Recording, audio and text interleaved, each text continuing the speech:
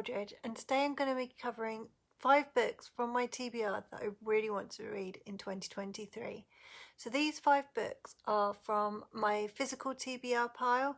I'm not very good at reading my physical books because although I love them, I leave them upstairs, and by the time I go upstairs to bed I'm too tired to read them. So most of the books that I do read are on my mobile phone, so they'll be ebooks mostly and sometimes audiobooks.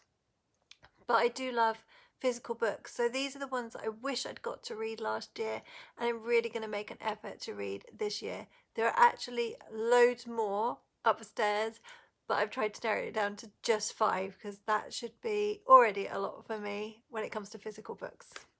So the first book I'm going to cover is A Court of Mist and Fury by Sarah J. Maas. So not last year, but the year before, I read A Court of Thorn and Roses. I absolutely loved it, and I couldn't wait to read the second book. So it's a fantasy romance set in the Feywild. There's all the high courts and stuff. The first one was reminded me quite a lot of the fairy tale Beauty and the Beast, because the Fae are quite feared by the humans and she gets taken away to go live with them. I won't say too much in case you want to go read it, but it is really good. There was only one little bit that I wasn't very keen on, which was a bit to do with the romance, but I'm hoping, but I did really love the book, and so by the end I couldn't wait to read this one, but I just never got round to it. So this is the first one that I'm really hoping to read this year. So the second book that I'm going to cover is this one. It's called This Poison Heart by Kaylin Byron.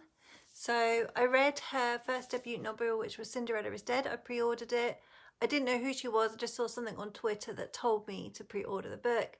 Cinderella is Dead is like a dystopian Cinderella story with a lesbian, and it's really, really good. So I thought I loved that book so much that I would give Poison Heart a go and try out her second book. And I don't know if you can see, but it's got like this gold foil on the cover, and the other book was really, really beautiful. So this one's really, really beautiful, and I just want to have it on my shelf. So I feel like I'm having a little bit of a fairy tale retelling theme going on here, because the third book is also a kind of fairy tale retelling. So it is the second book in the series of Sea Witch. So the second one's called Sea Witch Rising. This has been sitting on my shelf for so long, waiting for me to find time to read it, because I bought this probably back in, I think it was 2019 when I went to YLC.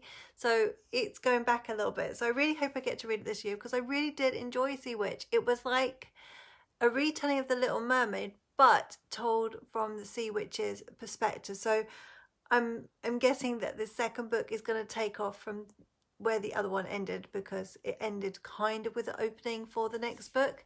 So I am really looking forward to get that. Could be my mermaid reading. Please don't judge me, but kind of looks like another fairy tale retelling.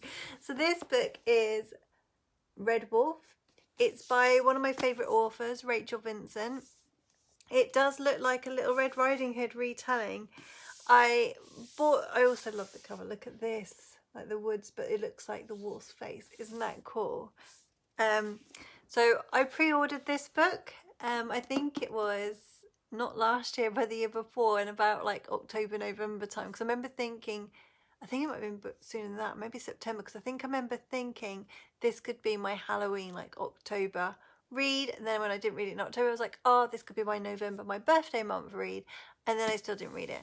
So hopefully this book will get read this year. Okay, last but not least, and this one is going to surprise you, because this book, which is really big, you can't probably see how big it is on the camera, this book is not fantasy, it's not a fairy tale retelling, it's just UA fiction. So it's called The Story Starts Tell, and I believe, yeah, it's got a slow burn romance, and I believe that there's some difficult issues that the teens have to deal with. There might be a car accident, I'm not sure if that's this one or another one, but she's written a lot of like quite deep UA Books, and she's a lovely author that I met through Instagram, and talking to her about her books, I decided that I really should go and check one out. I actually have another one downloaded as an ebook and called Swimming Sideways. I need to read that too, so maybe I'll get to read 2 of her books this year. Thank you so much for taking the time to go over the top of my TBR pile with me for 2023. If any of those books are of interest to you, please comment below and let me know if you're going to be reading them. Maybe we could do a read along together. That could be fun and might encourage me to pick up the physical book and read it.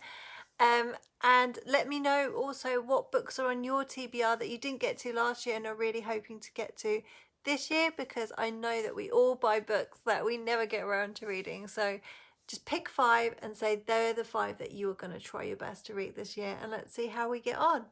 If you've enjoyed this video, please do check out my other content, like the video, subscribe to my channel. It would be really, really appreciated. Thank you.